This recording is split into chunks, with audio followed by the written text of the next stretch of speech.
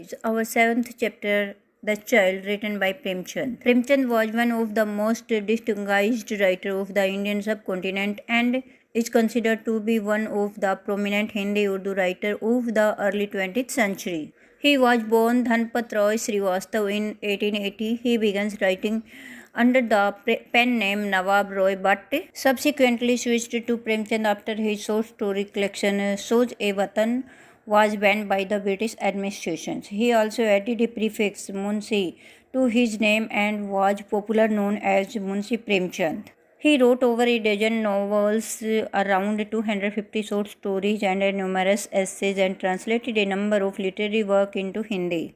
Premchand had a progressive outlook and he brought a new sense of social awareness to fiction.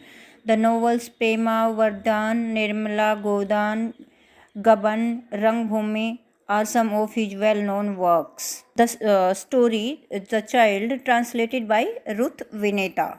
In English, the main character in the story, The Child, Gomti, Gangu, and the narrator.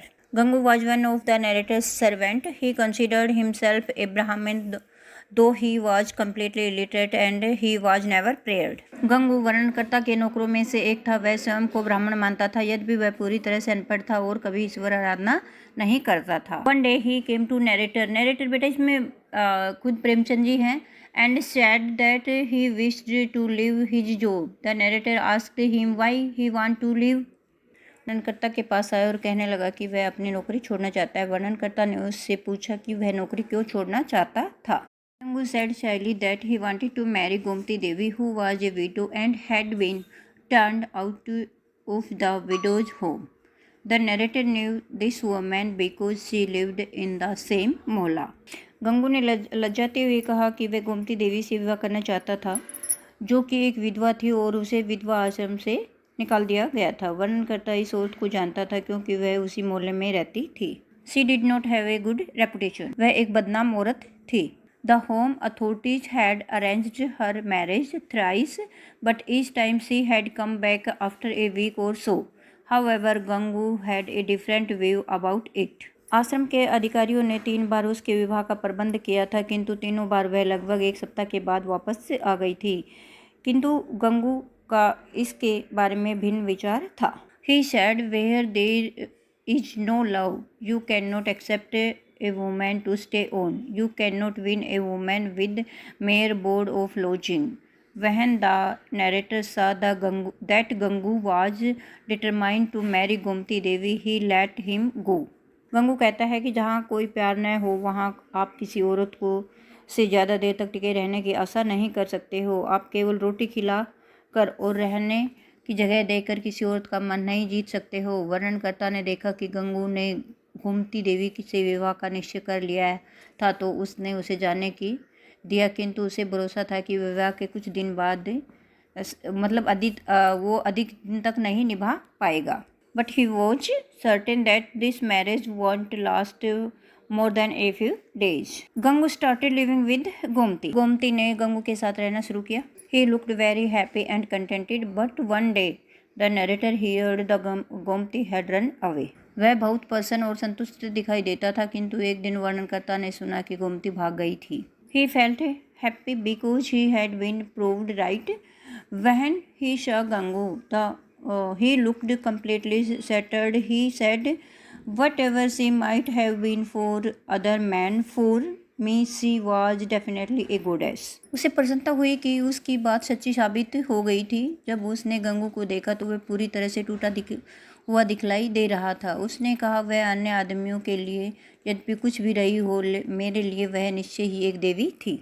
I must have been at fault somewhere that she decided to live. The narrator felt that Gangu was a fool who still had his eyes closed. He asked him to go and find out Gomti if he had so attached to her. अवश्य ही मेरा कहीं न कहीं दोस्त रहा होगा जो उसने मुझे छोड़कर चले जाने का निश्चय कर लिया। वर्णनकर्ता ने महसूस किया कि गंगू एक मूर्ख था जिसने अब भी अपनी आंखें बंद कर रखी थी। उसने उससे कह दिया कि वह जा कर गोमती को ढूंढ ले, यदि वह उससे इतना प्यार करता था। and Gangu was at last able to find her out at the women's hospital in Lucknow. तथा गंगू आखिर उसे लखनऊ के औरतों वाले हॉस्पिटल में birth to a male child.